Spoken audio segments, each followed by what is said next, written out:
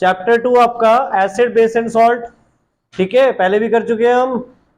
क्या क्या किया हुआ था हमने, एसिड और बेसिस के बारे में देखा था। एसिड क्या होते हैं नेचर में, सॉर इन टेस्ट, और बेसिस बिटर। और कौन से लिटमस को कन्वर्ट करते हैं, एसिड, एसिड ब्लू लिटमस को रेड में कन्वर्ट कर देते हैं, और बेस क्या करते हैं, रेड टू ब्लू, ठीक है ये चीज। नाउ और हमने क्या पढ़ा था, केमिकल प्रॉपर्टीज के बारे में, इंडिकेटर्स बहुत सारे, कौन कौन से, यूनिवर्सल इंडिकेटर कौन सा था, पीएच स्केल, ठीक है, और नॉर्मल आर्टिफिशियल सिंथेटिक इंडिकेटर्स या फिर नेचुरल इंडिकेटर्स। नेचुरल इंडिकेटर्स कौन कौन से थे, टर्मरिक, लिटमस, ठीक है, China rose, petunia leaves, red cabbage, और सिंथेटिक इंडिकेटर्स कौन कौन से हैं, मिथाइल ऑरेंज और फिनोफ्थलीन। ये सब हमने लास्ट क्लास में डिस्कस किया हुआ था, ठीक है। कलर चेंज जो भी है वो दिए हुए इवन नोट्स में भी, ठीक है, ध्यान से याद रखने हैं आप सबको। उसके बाद हमने क्या पढ़ा था, एसिड्स, वाटर में कौन से आयंस लिबरेट करते हैं, H+ आयंस। बेस क्या करते हैं, OH negative ions. Clear. Chemical properties chemical properties में कौन कौन सी रिएक्शंस आपने पढ़ी थी, पहली एसिड विद मेटल, क्या फॉर्म होता है, मेटल सॉल्ट प्लस हाइड्रोजन, ठीक है। एसिड को जब हम मेटल के साथ रिएक्ट करते हैं तो क्या फॉर्म होता है, मेटल सॉल्ट प्लस हाइड्रोजन। और बेस को जब हम मेटल के साथ रिएक्ट करते हैं तो क्या फॉर्म होता है आपका, again metal salt plus hydrogen. Hydrogen का टेस्ट भी आप सबको बताया था, कैसे, पॉप साउंड। हाइड्रोजन के सामने हम मतलब अगर कोई भी बर्निंग मैस्टिक लाएंगे तो क्या होगा, वो एक्सटिंग्विश हो जाएगी with the pop sound. Clear ये चीजें। और क्या रिएक्शन थी आपकी, एसिड विद मेटल कार्बोनेट, ठीक है, या मेटल बाई कार्बोनेट।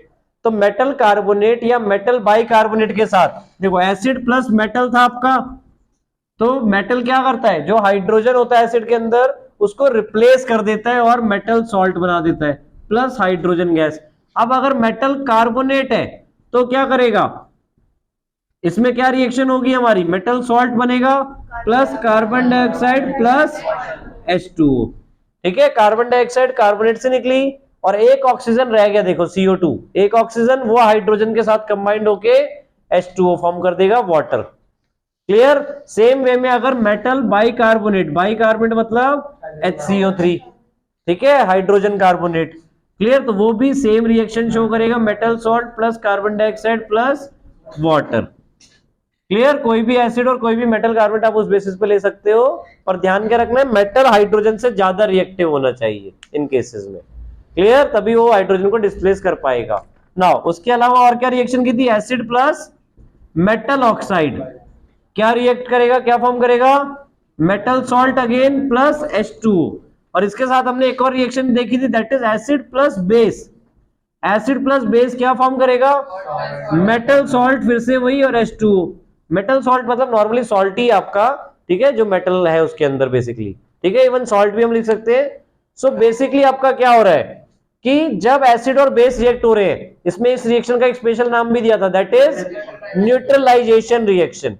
जब एसिड और बेस आपस में रिएक्ट करते हैं तो वो एक दूसरे के इफेक्ट को खत्म कर देते हैं, दैट्स वाई इस रिएक्शन को हम क्या बोलते हैं, न्यूट्रलाइजेशन रिएक्शन। क्या बोलते हैं, न्यूट्रलाइजेशन रिएक्शन। क्लियर। और यहां पर अगर हम देखें तो यही रिएक्शन हमें यहां पर भी होती हुई दिख रही है, metal salt plus H2O form कर रहा है, सेम एज दिस। तो ये हम मेटल ऑक्साइड को यहां पे कौन सा नेचर बोल सकते हैं, basic in nature. So generally metal oxides are basic in nature. Clear. इसी तरह बेस के साथ हमने कौन कौन सी रिएक्शन की थी, बेस प्लस पहले तो मेटल, सो वहां पे आपका वही मेटल सॉल्ट बन जाएगा, कॉम्प्लेक्स मतलब दो मेटल सॉल्ट होंगे, दो मेटल्स होंगे उसके अंदर, प्लस H2 ये भी लिबरेट करेगा। बट क्या सारे बेस सारे मेटल के साथ रिएक्ट कर जाएंगे, नहीं, सम ऑफ द मेटल्स रिएक्ट करेंगे बेस के साथ। फॉर एग्जांपल जिंक, एल्यूमिनियम, ये दो जनरली रिएक्ट करेंगे आपके। क्लियर। और बेस भी हमें स्ट्रॉन्ग वाला बेस यूज करना पड़ेगा, ठीक है। और क्या रिएक्शन थी, बेस प्लस एसिड, तो same is this, acid plus base बोलो या बेस प्लस एसिड बोलो, क्या फॉर्म होगा, मेटल सॉल्ट प्लस H2O। एक और रिएक्शन जो हमने पढ़ी थी, that is base plus non metallic oxide, ठीक है, तो बेस जब नॉन मेटलिक ऑक्साइड के साथ रिएक्ट करेगा तो क्या फॉर्म करेगा, मेटल सॉल्ट प्लस H2O। अब मेटल कहां से आएगा, ये जनरली बेस में आपके मेटल्स होते हैं, बेस फॉर एग्जांपल NaOH, या पॉजिटिव आयंस जो होता है उसको हम यहाँ पे इंक्लूड करेंगे। ठीक है, मेटल सॉल्ट से कंफ्यूज मत होना, कई बार इसमें पॉजिटिव आयंस भी कोई वाला जो आ सकता है, लाइक अमोनियम, अमोनियम भी आपका पॉजिटिव आयन फॉर्म करता है, तो ये मेटल नहीं है। ठीक है, बेसिकली जनरली मेटल सॉल्ट आपके ज्यादा विजिबल होते हैं, इसलिए मेटल सॉल्ट हम बोल रहे हैं, नहीं तो सॉल्ट भी आपका कह सकते हैं यहां पे जहां जहां हमने मेटल सॉल्ट लिखे हैं। क्लियर, तो यहां पे नॉन मेटलिक ऑक्साइड का नेचर क्या हो जाएगा, अब देखो अगेन ये दोनों रिएक्शन आपकी सेम प्रोडक्ट फॉर्म कर रहे हैं, तो it means non metallic oxide किसको रिप्लेस कर रहा है, एसिड को, that means it is acidic in nature. तो मेटलिक ऑक्साइड आपके बेसिक होते हैं नेचर में और नॉन मेटलिक ऑक्साइड एसिडिक होते हैं नेचर में। यहां तक क्लियर है। इसके बाद हमने जो डिस्कस किया था that is pH scale. PH scale किसने डिवाइस किया है, किसने बनाया है, उसका नाम भी याद रखना है आप सबको, सोरेनसन। ठीक है, क्लियर, कई बार आपसे एमसीक्यू वगैरह में पूछा जा सकता है कि पीएच स्केल किसने बनाया, डिवाइस किया है। क्लियर, तो दैट इज सोरेनसन। ठीक है, नाउ पीएच स्केल का इंपॉर्टेंस क्या है, अब पीएच स्केल की हेल्प से हमें यह चीज पता चल सकती है कि कौन ज्यादा एसिडिक है कौन कम एसिडिक है।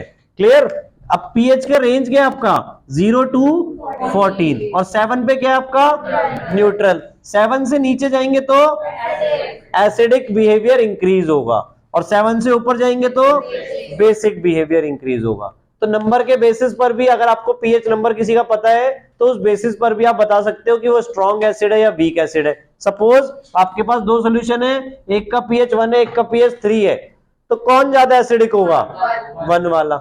अगर ये चीज बेसिक में देखनी है 8 है या 10 है तो कौन ज्यादा बेसिक होगा, 10 वाला। जितना ग्रेटर नंबर होगा उतना बेसिक होगा, जितना स्मॉलर नंबर होगा उतना एसिडिक होगा। क्लियर, पीएच का इंपॉर्टेंस क्या है एवरीडे लाइफ में। अब एसिडिटी हो जाती है कई बार हमें, तो उसके लिए हम क्या यूज करते हैं, माइल्ड बेस। अब उन माइल्ड बेस को एक और नाम देते हैं दैट इज एंटासिड्स। एंटासिड्स क्या मीनिंग है इसका, एंटासिड का, कि जो एसिड के इफेक्ट को खत्म कर सके। ठीक है, तो antacids are generally mild bases. ठीक है, for example baking soda, milk of magnesia हम यूज कर सकते हैं। क्लियर, सो एंटासिड्स विच क्या करेंगे, which neutralize the effect of excess acid. ठीक है, जो एक्सेस एसिड का इफेक्ट क्या कर रहे हैं, न्यूट्रलाइज कर रहे हैं। सॉइल ग्रोथ के लिए भी, प्लांट ग्रोथ के लिए भी, मतलब सॉइल आपकी क्या होनी चाहिए, न्यूट्रल होनी चाहिए। कई बार एसिडिक हो जाती है because of acid rain. Clear, acid rain आप सबको बताया था, जब आपके एसिड रेन का पीएच बिलो 5.6 हो जाए तो हम उस रेन को एसिड रेन रेफर कर देते हैं। क्यों बनती है एसिड रेन, क्योंकि जो पॉल्यूटेंट्स हैं आपके, पॉल्यूटेंट्स एटमॉस्फेयर में कलेक्ट हो जाते हैं। क्लियर, और जब वो रेन के साथ मिक्सअप होके आ रहे हैं, अब पॉल्यूटेंट्स क्या है, जनरली नॉन मेटलिक ऑक्साइड है। अब जो वाटर के साथ जब ये मिक्सअप हो जाएंगे तो वो एसिडिक बन जाएंगे। क्लियर, तो वो सॉइल की आपको एसिडिक कर देंगे। क्लियर, तो अगर हमें प्लांट ग्रो करने उस सॉइल में तो हमें क्या करना पड़ेगा, पहले सॉइल को न्यूट्रलाइज। तो वहां पे हम कौन सी चीज यूज कर सकते हैं उस सॉइल को न्यूट्रलाइज करने के लिए, माइल्ड बेस। कौन कौन से mild base, calcium carbonate use कर सकते हैं वहां पे। ठीक है, कैल्शियम हाइड्रोजन कार्बोनेट। ठीक है, इसलिए एक लाइम हो गया आपका, कैल्शियम हाइड्रोक्साइड यूज कर सकते हैं। ठीक है, इवन लाइम भी हम यूज कर सकते हैं, क्विक लाइम कैल्शियम ऑक्साइड। ठीक है, ये आपके वीक बेसिस हैं, जब हम मिलाएंगे और वाटर के साथ मिक्सअप हो जाएंगे तो ये एज अ बेस होके एसिड के इफेक्ट को न्यूट्रलाइज कर देंगे। Clear, so most important reaction is acid plus base क्या फॉर्म करेगा, सॉल्ट प्लस वाटर। बेसिकली क्या इंपॉर्टेंट है, that is they neutralize each other effect. ना बेसिक इफेक्ट बचेगा वहां पे और ना ही आपका एसिडिक इफेक्ट बचेगा, वो दोनों एक दूसरे को न्यूट्रलाइज कर देंगे। क्लियर हो गया यहां तक बेटा। पीएच क्या बताया था, सेल्फ डिफेंस। टूथ डीके भी था एक और रोल आपका। टूथ डीके यानी जब आपके शुगर पार्टिकल्स बैक्टीरिया क्या कर देते हैं, उनको एसिड में कन्वर्ट कर देते हैं। क्लियर, तो आपके जो टूथ का इनेमल होता है वो धीरे धीरे कोरोड होना स्टार्ट हो जाता है। ठीक है, तो उससे बचने के लिए क्या करना चाहिए, हमेशा ब्रश। ठीक है, और इवन माउथ वॉश भी करना चाहिए आफ्टर ईटिंग। क्लियर, ताकि जो लेफ्ट ओवर्स है वो कम से कम बचे। देन और क्या था, self defence by animals, honey bee का आप सबने देखा हुआ है, हनी लेने जाओगे तो वो आपके ऊपर अटैक कर देंगे, ठीक है, तो कैसे बचना है उनसे। अगर सपोज वो इंजेक्ट कर देते हैं आपके अंदर कौन सा एसिड, मिथेनॉइक एसिड, तो आप स्टंग एरिया पे क्या रब कर सकते हो, बेकिंग सोडा या कोई भी माइल्ड बेस, ठीक है, वहां पे अगर हम रब कर लेंगे तो उससे रिलीफ मिल जाएगा हमें, ठीक है। और नेटल प्लांट का बताया था, नेटल प्लांट में भी आपके मिथेनॉइक एसिड इंजेक्ट हो जाते हैं और उसका रेमेडी उसी के नियर बाय डॉग प्लांट में अवेलेबल होता है, ठीक है, क्लियर यहां तक, रिवीजन अभी। Now acid and base complete हो गए। अब नेक्स्ट टॉपिक है आपका सॉल्ट्स के बारे में। अब सॉल्ट हमने देखा और सॉल्ट का पीएच क्या हो सकता है, जनरली अगर हम पीएच बोले सॉल्ट का तो नियर बाय 7 हो सकता है। जब आपका सपोज हमने क्या किया, स्ट्रॉन्ग एसिड और स्ट्रॉन्ग बेस को आपस में मिक्स कर दिया, ठीक है, मतलब इन दोनों को रिएक्ट करवा दिया, तो आपका जो सॉल्ट ऑब्टेन्ड होगा वो नियरली न्यूट्रल हो जाएगा, क्योंकि एसिड और बेस दोनों का इफेक्ट खत्म हो गया। तब उसका पीएच क्या हो जाएगा, 7 या नियर बाय 7, अप्रोक्सीमेट 7, क्लियर।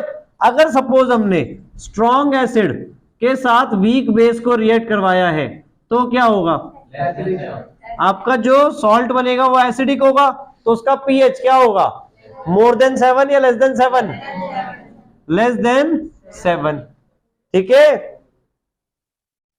अगर स्ट्रॉन्ग एसिड है तो आपका पीएच एसिडिक की तरफ होगा, यानी लेस देन 7 आपके एसिडिक होते हैं। इसी तरह अगर पीएच क्या होगा, अगर हम वीक एसिड और स्ट्रॉन्ग बेस को ले रहे हैं तो तब आपका पीएच क्या हो जाएगा उसका, मोर देन 7, यानी बेस की तरफ हो जाएगा। बट वो इतना ज्यादा बेसिक भी नहीं, ठीक है, मतलब देखो वीक एसिड और स्ट्रॉन्ग बेस कर रहे हैं, उसके बाद जो हमें रिजल्ट मिलेगा वो माइल्ड बेस मिलेगा, क्योंकि एसिड उसका इफेक्ट कुछ ना कुछ तो कम करवाएगा ही करवाएगा, तो वो स्ट्रॉन्ग बेस नहीं रहेगा, क्लियर, आगे समझ में, यानी सपोज 8-9 तक रहेगा आपका जो भी पीएच स्केल उसका रहेगा, आगे समझ में। तो 3 टाइप के सॉल्ट्स हो सकते हैं आपके, एग्जांपल न्यूट्रल सॉल्ट में तो NaCl आप दे सकते हो, स्ट्रॉन्ग एसिड और वीक बेस का कोई एग्जांपल NH4Cl, ठीक है, अमोनियम क्लोराइड या NH4NO3, क्या बनेगा ये, अमोनियम नाइट्रेट, यानी आप देख रहे हो, देखो अच्छा एक चीज ध्यान से देखो, अगर आपको मैंने सॉल्ट दे दिया, अब इससे पूछा है मैंने कि बताओ ये किस एसिड और किस बेस से बना है, तो आप क्या करोगे, आप उसको पहले 2 पार्ट्स में डिवाइड करोगे, Na एंड Cl, क्लियर।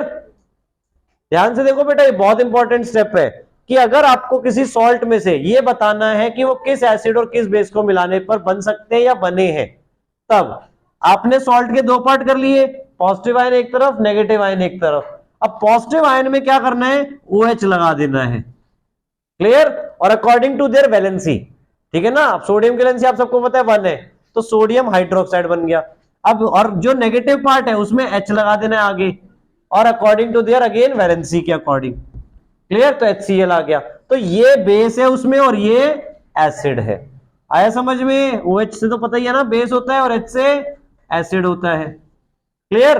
अब इसी तरह अगर हम बात कर रहे हैं NH4Cl की, तो इसमें बताओ एसिड और बेस क्या होगा, NH4 वाला आपका ये पूरा एक है, ये आपका पॉजिटिव आयन लेंगे और ये Cl नेगेटिव, तो Cl तो क्लियर है, HCl से आया, और ये NH4OH। अमोनियम की वैलेंसी 1 होती है, अभी बताई भी थी, ठीक है, तो NH4OH आपका 1 दोनों की वैलेंसी, तो इसलिए फॉर्मूला ये बना। तो ये क्या होगा, स्ट्रॉन्ग बेस या वीक बेस, वीक बेस है, क्लियर। और ये क्या है, स्ट्रॉन्ग एसिड, HCl आपने पढ़ा हुआ है स्ट्रॉन्ग एसिड में, तो इसलिए आपका ये क्या बना, देखो pH लेस देन 7। हाँ बेटा पूछे जा सकते हैं आपसे, क्लियर। नाउ अब ऐसे ही वीक एसिड और स्ट्रॉन्ग बेस का एग्जांपल कैल्शियम कार्बोनेट, ठीक है। अब कैल्शियम कार्बोनेट बताओ कैसे बना है, कौन सा एसिड और कौन सा बेस होगा, कैल्शियम CaOH होल ट्वाइस, क्योंकि कैल्शियम की वैलेंसी क्या है 2, और कार्बोनेट H2CO3 कार्बोनिक एसिड, तो यहाँ पे आपका जो बेस है वो स्ट्रॉन्ग है और कार्बोनिक एसिड आपका वीक एसिड है। स्ट्रॉन्ग बेस वीक एसिड क्या बन गया? Basic salt. ठीक है ना, ये कौन सा हो गया? एसिडिक सॉल्ट हो गया और ये बेसिक सॉल्ट हो गया जिसका पीएच ग्रेटर देन 7 है, और ये न्यूट्रल सॉल्ट आपका। क्लियर? हम एक ही खा सकते हैं, दैट इज NaCl जो हम यूज करते हैं, उसके अलावा और कोई सॉल्ट हम नहीं कंज्यूम करते। ठीक है, और सॉल्ट का मतलब ये नहीं है कि हम खा सकते हैं, सॉल्ट पॉइजनस भी हो सकते हैं। ठीक है, क्लियर यहां तक ना? अब नेक्स्ट टॉपिक हमारा यही कॉमन सॉल्ट। कॉमन सॉल्ट सबको पता है कौन सा होता है? NaCl। अब अगर NaCl पूछा जाए कौन से एसिड और बेस से बनाए या बनाया जा सकता है? NaOH और HCl। क्लियर? बट ये कहां से बनाया जाता है? मतलब अगर हमें लेबोरेटरी में कभी प्रिपेयर करना होगा तो हम ऐसे प्रिपेयर कर सकते हैं उसे। क्लियर? इन दोनों को रिएक्ट करवा के। बट NaCl हमारा कहां से ऑब्टेन्ड होता है? From sea water. ठीक है, सी वाटर को इवेपोरेट कराते हैं, फर्दर क्रिस्टलाइजेशन फॉर्म में करते हैं। क्रिस्टलाइजेशन क्यों करते हैं? लास्ट ईयर आपने पढ़ा था, crystallization is the purest form of any matter. Crystallization क्या है? प्योरेस्ट फॉर्म है किसी मैटर की, इसलिए अगर हमने क्रिस्टल फॉर्म में कन्वर्ट कर लिया तो NaCl वहां पे हमें प्योरेस्ट फॉर्म में मिल जाएगा।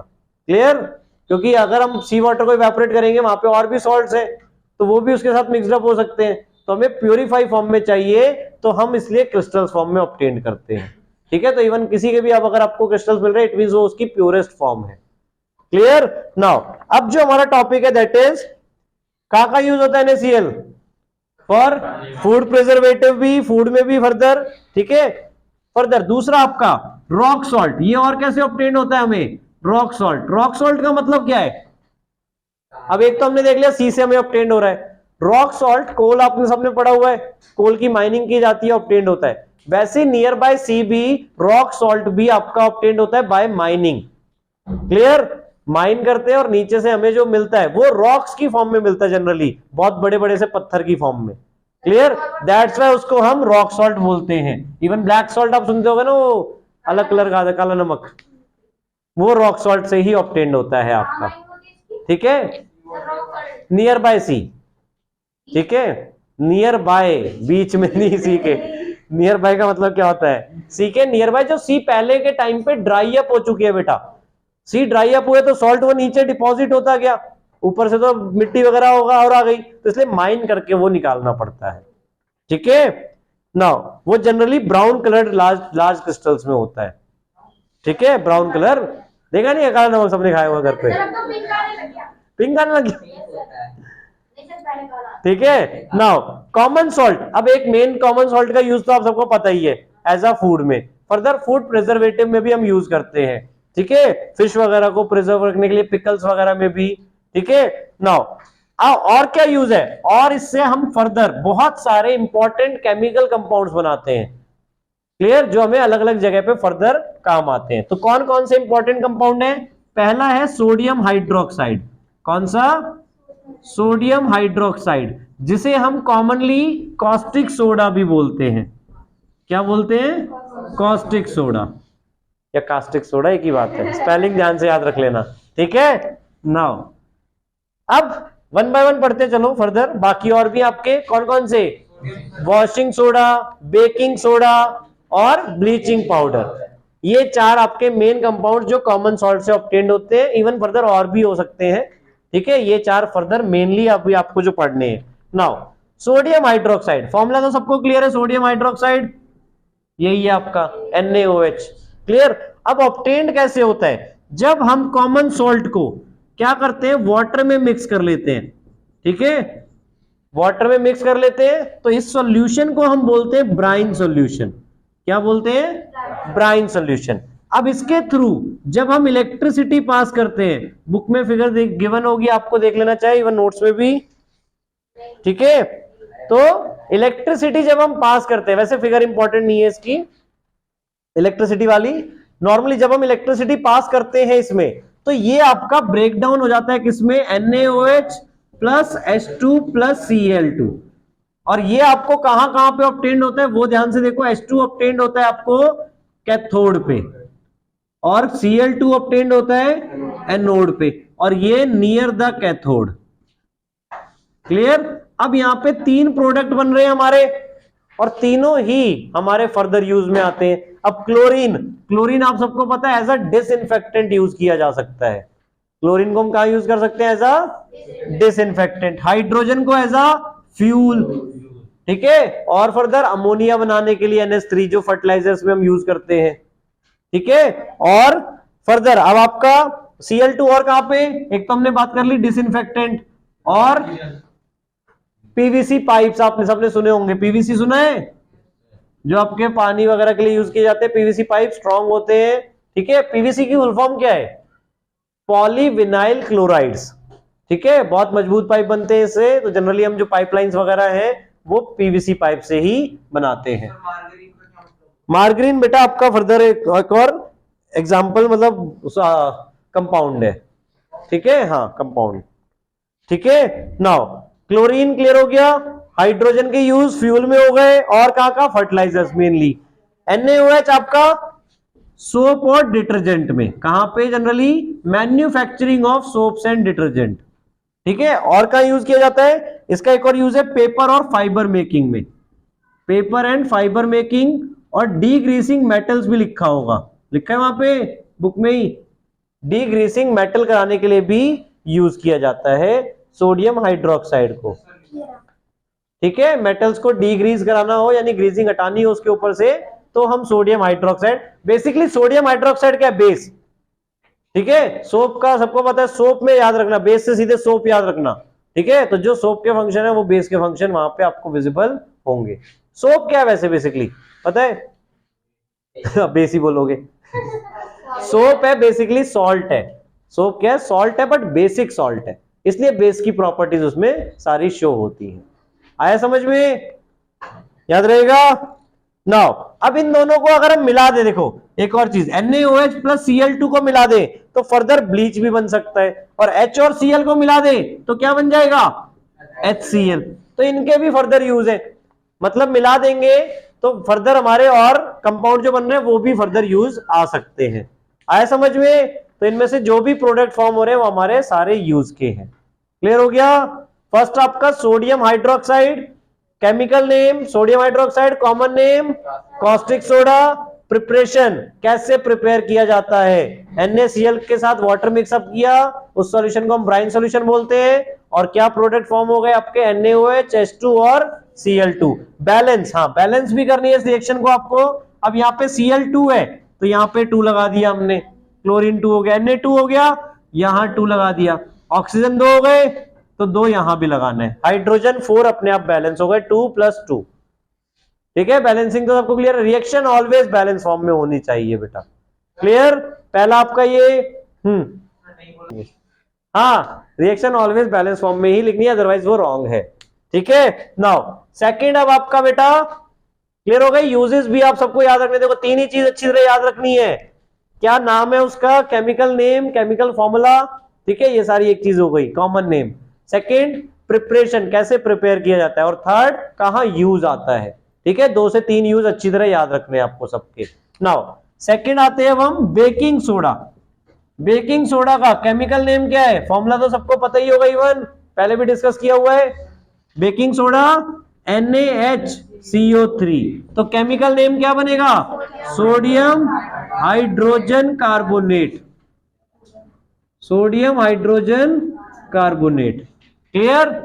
अब प्रिपेयर कैसे किया जाता है ध्यान से देखो, अभी हमने NaCl प्लस H2O किया था जो कि हमारा क्या सॉल्यूशन करा रहा था? ब्राइन। अब इसमें हमने और क्या कर दिया? NH3 और CO2 और मिक्स कर दिया, NH3, ठीक है, दैट इज अमोनिया। NH3 क्या है आपका? अमोनिया, और CO2। क्लियर? जब हमने इसको मिक्स कर दिया तो हमारे प्रोडक्ट फॉर्म हो गए NH4Cl plus NaHCO3। Clear? NH4Cl क्या है आपका? अमोनियम क्लोराइड, अभी हम तो सॉल्ट में भी डिस्कस किया था। क्लियर? और साथ में क्या बन गया? Baking soda, that is NaHCO3, sodium hydrogen carbonate. Balancing देख लो, बैलेंस है रिएक्शन पहले से ही, N एक है, हाइड्रोजन 3 + 2 5, 4 + 1 5, ऑक्सीजन 1 और 2 3, 3 कार्बन 1, ठीक है, क्लोरीन 1, 1 बाय 1 सारे एलिमेंट्स आपको इंडिविजुअली देखने, चाहे यहां से स्टार्टिंग से करते हुए चलना। क्लियर? नाउ नेमिंग वगैरह सबकी क्लियर है? Ammonium chloride, sodium hydrogen carbonate या बेकिंग सोडा भी आप लिख सकते हो, कार्बन डाइऑक्साइड, अमोनिया, ये वाटर और ये कॉमन सॉल्ट यानी कि sodium chloride. Clear? Now clear है प्रिपरेशन, बेकिंग सोडा कैसे प्रिपेयर किया जाता है। अब इसमें भी अगेन जो दोनों प्रोडक्ट हमें ऑब्टेन हो रहे हैं दोनों के फर्दर यूजेस है। बेकिंग सोडा हम बेसिकली डिस्कस कर रहे हैं, तो बेकिंग सोडा का यूज क्या है बताओ? खाने में कैसे खाते हैं बेकिंग सोडा को? इससे हम क्या करते हैं, बेकिंग पाउडर बनाते हैं। अब बेकिंग पाउडर ध्यान से देखो बेसिकली है क्या।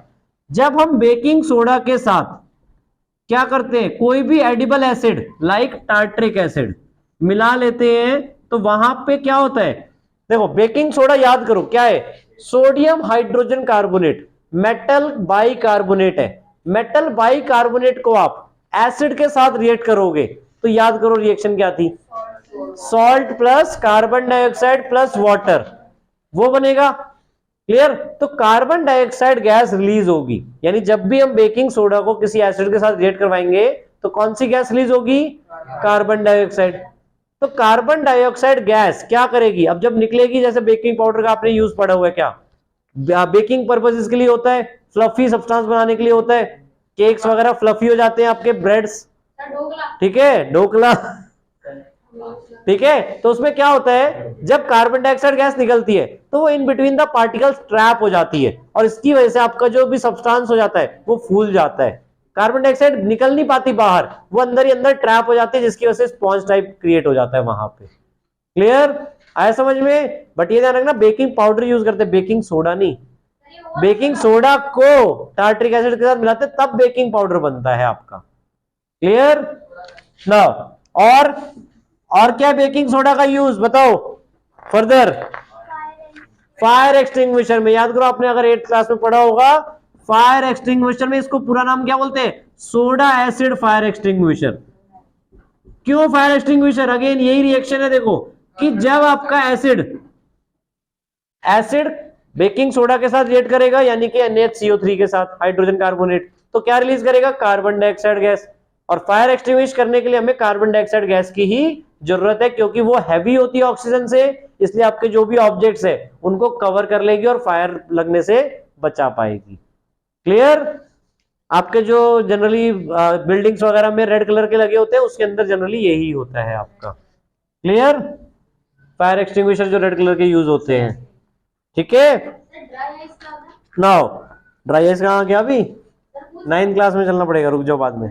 हाँ, थर्ड आपका और कहां बेकिंग सोडा यूज आ सकता है, अब देखो कहां, एंटासिड। हाँ, आपने पढ़ा था ना अभी पीएच में एसिडिटी के बारे में, तो एज अ एंटासिड हम इसे यूज कर सकते हैं। क्लियर? तो यूज ध्यान से देखो, अपने आप ही आपके आते जा रहे हैं as an antacid. Clear? Now अब एक और चीज, अगर बेकिंग सोडा को हम हीट करते हैं तो क्या फॉर्म हो जाएगा, उसी से आपका इवन तीसरा कंपाउंड बनेगा। अब देखो बेकिंग सोडा कॉमन सॉल्ट से कैसे ऑब्टेन हो रहा है, क्योंकि कॉमन सॉल्ट को जब हमने अमोनिया और कार्बन डाइऑक्साइड के साथ रिएक्ट करवाया in the presence of water, यानी सॉल्यूशन को। क्लियर?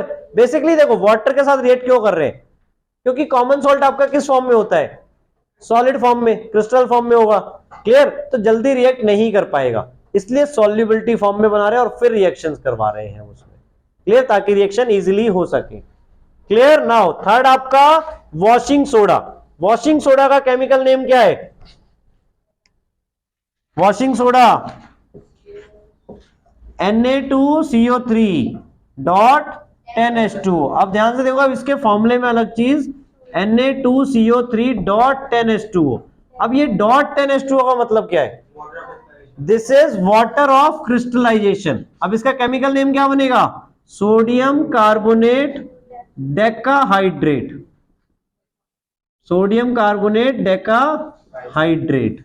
अब डेकाहाइड्रेट यहां पे अलग से यूज हो रहा है, तो दैट इज क्या है, दैट इज, अब जैसे हमने कहा था कि किसी की भी हमें प्योरेस्ट फॉर्म बनानी है तो वहां पे हमें क्रिस्टल्स फॉर्म करने पड़ते हैं। सो जब इसके क्रिस्टल्स फॉर्म करते हैं तो जो 10 मॉलिक्यूल्स ऑफ वाटर होते हैं वो एक मॉलिक्यूल के साथ अटैच हो जाते हैं। तो क्या ये सोडियम कार्बोनेट हमारा वेट मिलेगा, गीला मिलेगा? नहीं, ये क्रिस्टल फॉर्म बनाने के लिए रिक्वायर्ड है, यानी 10 मॉलिक्यूल्स उसमें पैक्ड होंगे ये। क्लियर? तो आपका पानी बाहर नहीं दिखेगा, वो क्रिस्टल्स के अंदर है। क्लियर? यानी वो वेट नहीं करेगा आपके सॉल्यूशन को, क्रिस्टल्स बनाने के लिए वो 10 मॉलिक्यूल्स वाटर नीडेड है पर मॉलिक्यूल। आया समझ में? अब ये प्रिपेयर कैसे करेंगे, तो इसके लिए पहले तो बेटा आपको याद रखना, देखो बेकिंग सोडा की रिएक्शन क्लियर है, बेकिंग सोडा हमने प्रिपेयर किया था। अब जब बेकिंग सोडा को हम हीट करते हैं, NaHCO3 को जब हम हीट करते हैं तो वो ब्रेक डाउन हो जाता है Na2CO3 plus H2O plus CO2 में। ठीक है? जब NaHCO3 को हीट करते हैं यानी बेकिंग सोडा को हीट करते हैं, तो washing soda basically baking soda से बन रहा है। और बेकिंग सोडा कहां से बन रहा था? कॉमन सॉल्ट से। तो ultimate finally washing soda common salt की हेल्प से ही बन पा रहा है। क्लियर?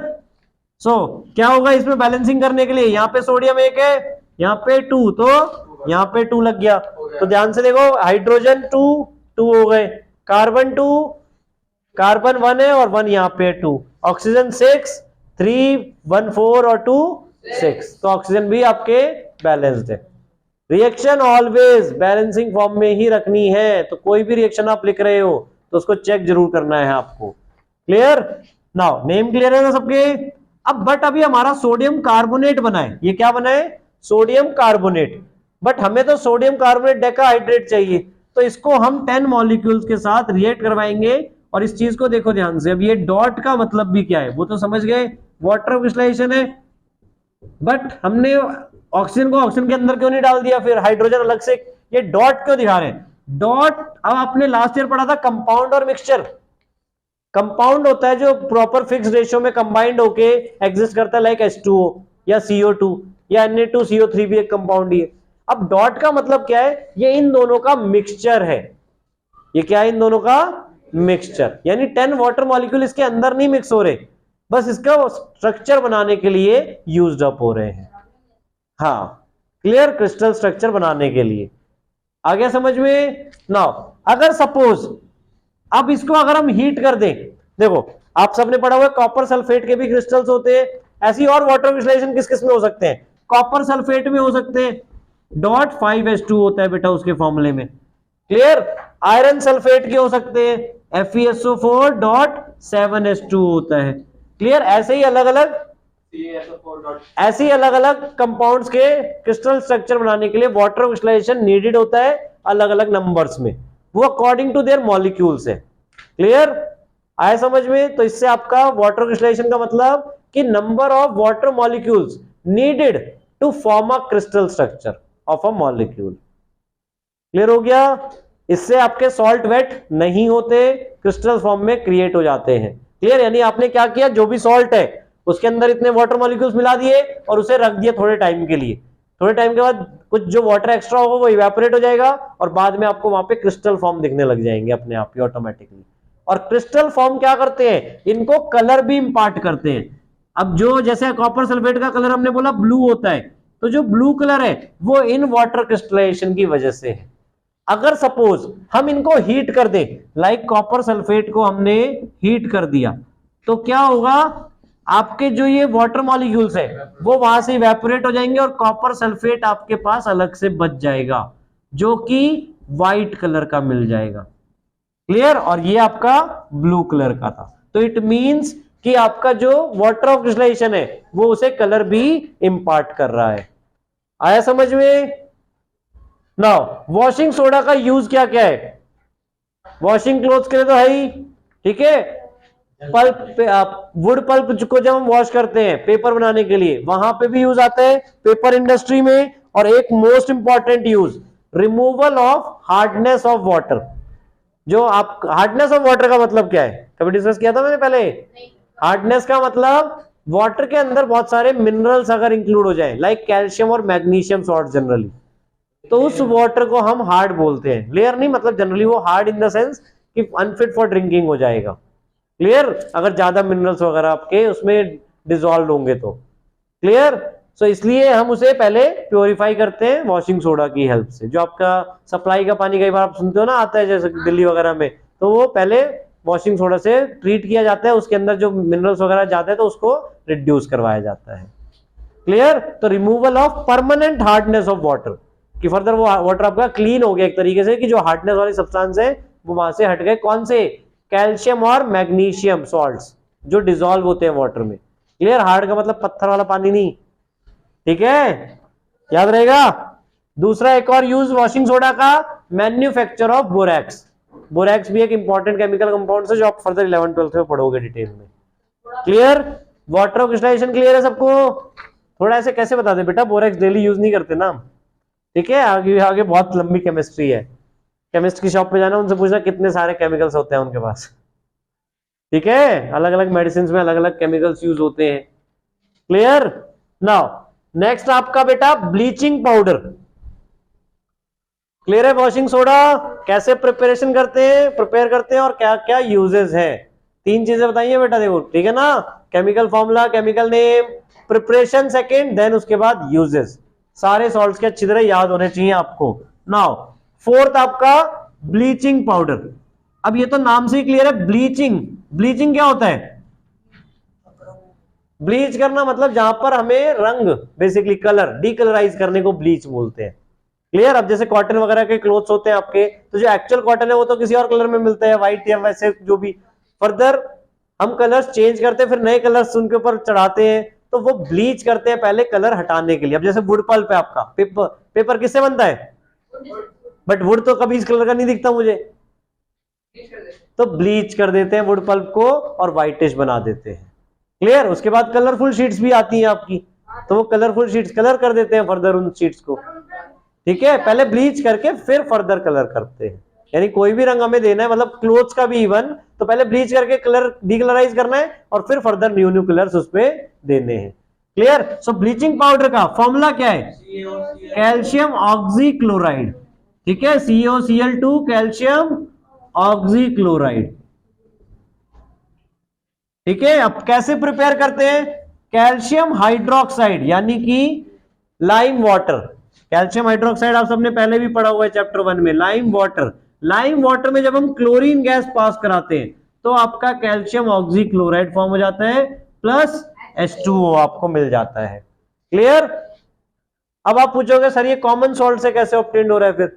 अब याद करो, सबसे पहली रिएक्शन जो हमने NaOH प्रिपेयर किया था, वहां पे Cl2 गैस हमें मिल रही थी, तो वो Cl2 गैस हमने यहां यूज करी, तो इसलिए ये अल्टीमेटली फाइनली फिर से कॉमन सॉल्ट से ही लिंक्ड हो गया, कि कॉमन सॉल्ट से हमें Cl2 मिली पहले और उसकी हेल्प से हमने ब्लीचिंग पाउडर बना दिया। क्लियर? कैल्शियम ऑक्सीक्लोराइड बैलेंसिंग है पहले से, Cl2 है, ऑक्सीजन 1 और 1 2 हो गए, यहाँ पे भी 1:2 2 हो गए, हाइड्रोजन भी 2, कैल्शियम 1।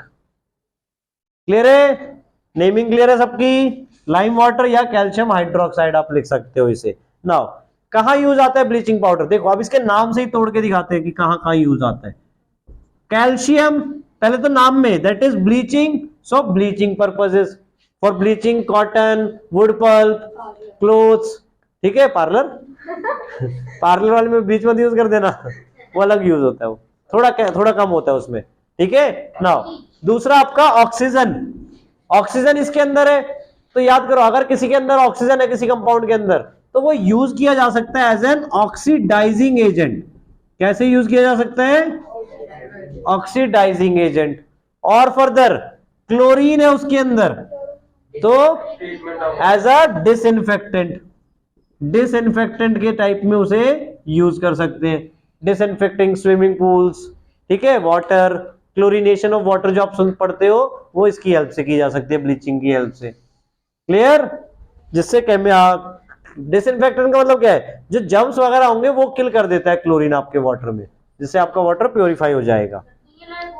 हाँ, उसके बाद मतलब बाद में फिर से डीक्लोरिनेशन करना पड़ेगा, मतलब जर्म्स किल करवा के फिर उसे वापस प्योरीफाई करना पड़ेगा, ठीक है। नाउ लास्ट आपका बेटा, अब फिफ्थ एक अलग से है, वो उसके ऊपर है, किसके ऊपर? वाटर ऑफ क्रिस्टलाइजेशन के ऊपर। वाटर ऑफ क्रिस्टलाइजेशन क्लियर हो गया सबको? दैट इज कि नंबर ऑफ वाटर मॉलिक्यूल्स उसके साथ अटैच होते हैं। तो ऐसी एक और कंपाउंड है आपका plaster of Paris, famous compound है ना, POP शॉर्ट फॉर्म में, देखा ना सबने लगी हुई, ऊपर देख लो तो दिख जाएगी बहुत सारी। तो POP किस लिए यूज आती है? डिजाइन के लिए। सही, वो तो अब सबसे पहले कहाँ यूज हुआ था? प्लास्टर। प्लास्टर। अब जैसे कई बार एक्सीडेंटली अगर किसी की बोन्स वगैरह में प्रॉब्लम हो जाए, ठीक है, तो उसको राइट स्पॉट पे फिक्स करने के लिए डॉक्टर्स वगैरह यूज करते हैं प्लास्टर, एज अ प्लास्टर। ठीक है, अब इसका नाम प्लास्टर ऑफ पेरिस क्यों पड़ा वो ढूंढ के लाना। ठीक है, अब ये तो ऐसे ढूंढ के लाना ना अच्छी तरह, प्रॉपर रिसर्च भी करना, कुछ सब अपने आप से बना लेते हो। हाँ, पेरिस क्यों पेरिस जाना पड़ेगा, गूगल चले जाना, सब बता देगा। ठीक है, नाउ अब प्लास्टर ऑफ पेरिस का पहला फॉर्मूला CaSO4.H2। अभी हमने जैसे बोला वाटर ऑफ क्रिस्टलाइजेशन से लिंक कर रहा है, तो ये वाटर ऑफ क्रिस्टलाइजेशन के बेसिस पे आपको दिखाया कि प्लास्टर ऑफ पेरिस भी आपका एक मॉलिक्यूल है जिसमें वाटर ऑफ क्रिस्टलाइजेशन प्रेजेंट होते हैं, हाफ H2O। अब हाफ H2O का मतलब क्या है सर? वाटर कहां से आधा तोड़ के लाएंगे? हाँ, फिर तो इसमें हाफ मॉलिक्यूल क्यों दिखाए हैं? इसके हाफ दिखाने का मतलब क्या है कि दो मॉलिक्यूल, यानी कैल्शियम सल्फेट के दो मॉलिक्यूल मिलके एक वाटर मॉलिक्यूल को यूज करेंगे, तो एक मॉलिक्यूल कितना करेगा? Half part. आया समझ में? तो ये इसलिए दिखाया है फॉर्मूला। अब या तो हम इस फॉर्मूले को ऐसे भी लिख सकते हैं 2CaSO4.H2O, clear, but chemical name generally इसी बेसिस पे दिया हुआ है इसका, calcium sulphate hemihydrate, calcium sulphate hemihydrate. Clear? Now अब यूज तो वैसे हमने डिस्कस कर ही लिए, प्लास्टर ऑफ पेरिस, टॉयज वगैरह, आर्टिफिशियल टॉयज बनाए जाते हैं, ठीक है, डेकोरेटिव डिजाइन्स के लिए यूज किया जाता है, और शोपीस, आर्टिफिशियल डिजाइन वही तो हो गया, मतलब क्या बोला, टॉयज वगैरह, शोपीस भी टॉयज वही हो गए, ठीक है, आर्टिफैक्ट्स जो हम बोलते हैं स्पेशली, ठीक है, और फर्दर स्मूथनिंग ऑफ वॉल्स, ठीक है, वॉल्स वगैरह अगर स्मूथ करनी हो, क्लियर, तो उसको हम कर सकते हैं। पीओपी जनरली हमें किस फॉर्म में मिलता है पता है? पाउडर फॉर्म में, ठीक है, और उसे हमें ऐसी जगह रखना है जहां मॉइस्चर प्रूफ हो। क्यों? क्योंकि जरा सही पानी मिलने के बाद वो फिर से जम जाता है और क्या बना देता है? जिप्सम। और जिप्सम क्या है? जहां से हम पीओपी ऑब्टेन्ड भी करते हैं। सो रिएक्शन भी ध्यान से देखो, अब क्या है आपकी, उसे फर्दर इजीली नहीं ब्रेक कर सकते बेटा जिप्सम को। अब जिप्सम का फॉर्मूला देखो क्या है आपका, CaSO4.2H2। अब इससे हम पीओपी कैसे प्रिपेयर करते हैं? इसको हीट करते हैं at a temperature 373 kelvin, that is 100 degree Celsius. But chemistry में जब भी आप टेम्परेचर लिखोगे, ठीक है, रिएक्शंस वगैरह में, तो हमेशा केल्विन ही यूज करना है। क्यों? क्यों? ये तो पूछते ही नहीं तुम लोग, छोड़ो फिर। क्योंकि 0 केल्विन से नीचे टेम्परेचर पॉसिबल नहीं होता है, ठीक है, बट 0 डिग्री सेल्सियस के नीचे पॉसिबल है। तो जितनी भी हम केमिस्ट्री में कैलकुलेशंस वगैरह करेंगे, तो टेम्परेचर नेगेटिव तो नहीं लिया जा सकता है कैलकुलेशंस के लिए, तो हम वहां पे क्या करेंगे कि डिग्री सेल्सियस में नहीं यूज करेंगे, केल्विन में ही यूज करेंगे ऑलवेज, ठीक है। फर्दर 11th-12th में आप पढ़ोगे डिटेल में जब। नाउ अब जब हम इसको हीट करते हैं तो calcium sulphate dot half H2O आपका फॉर्म करता है, प्लस 1/1.5 H2O आपका बाहर निकल जाता है, इवेपोरेट हो जाता है। अगर हमने टेम्परेचर ज्यादा बढ़ा दिया तो क्या होगा? तो ये जो हाफ मॉलिक्यूल है ये भी आपका बाहर निकल जाएगा और इवेपोरेट हो जाएगा, तो आपके पास सिर्फ कैल्शियम सल्फेट बनेगा जो कि प्लास्टर ऑफ पेरिस नहीं है। क्लियर? तो ये आपका प्लास्टर ऑफ पेरिस ऐसे प्रिपेयर किया जा सकता है। आए समझ में? तो हमें at a certain temperature he heat करना है उसे। क्लियर? नाउ अगर ये रिएक्शन वापस हो जाए तो, जैसे हमने बोला कि प्लास्टर ऑफ पेरिस में हमने वाटर मॉलिक्यूल फिर से ऐड कर दिया, तो क्या हो जाएगा? वो वापस जिप्सम बन जाएगा। क्लियर? Hard solid. तो कई बार आपने देखा होगा, वही जब मतलब डिजाइन वगैरह बनाते हैं तो थोड़ा सा पानी मिलाते हैं, पोजीशन सेट करते हैं उनकी और फिर छोड़ देते हैं, थोड़ी देर बाद अपने आप वो हार्ड सॉलिड में कन्वर्ट हो जाता है। क्लियर हो गया plaster of Paris? Use clear है? Smooth materials used as a plaster for fractured bones, ठीक है। क्लियर? जिप्सम का केमिकल नेम क्या होगा? अच्छा ये बताओ, ये जिप्सम है आपका chemical name calcium sulphate bihydrate, calcium sulphate bihydrate. Clear? हो गया पूरा चैप्टर कंप्लीट। पांचों कंपाउंड कौन कौन से इंपॉर्टेंट 5 कंपाउंड्स फटाफट? Calcium hydroxide, sorry sodium hydroxide, then baking soda that is sodium hydrogen carbonate, bleaching powder या वॉशिंग सोडा, और पांचवा आपका प्लास्टर ऑफ पेरिस। ठीक है, पांचों के अच्छी तरह यूज केमिकल नेम्स। क्या हो गया? होमवर्क बेटा आपका पूरा चैप्टर रिवाइज करना है, ठीक है, और in text questions and back exercise ये सारे करने हैं। और नेक्स्ट क्लास में फर्दर हम सारे बैक एक्सरसाइज और इनटेक्स्ट क्वेश्चन एक बार डिस्कस भी करेंगे। ठीक है, क्लियर?